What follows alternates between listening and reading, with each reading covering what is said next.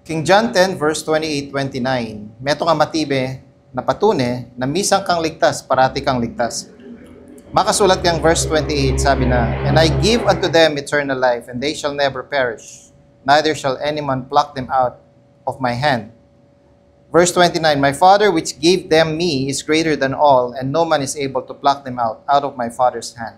Na malino napapakit na ning Ginoong Jesucristo kening makasulat na ing bibiene ing kaligtasan tamo na biya alananga na mawawala. At sabi na keni, alita na mapahamak. At papakit ng halimbawa keni ing kaligtasan tamo, tatal na nakatamo ning Ginoo king kaya katamong gamat. At alang aliwang taong makalako kanini. At pepakit na panahigit, ing Diyosig pa, makatala niya naman king gamat tamo, king kaya katamong kaligtasan.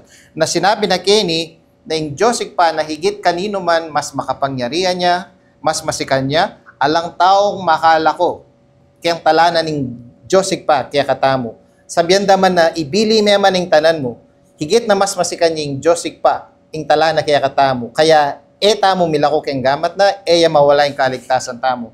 Kaya malino na sasabihan na King John 10 verse 28-29, misang kang ligtas, parati kang ligtas.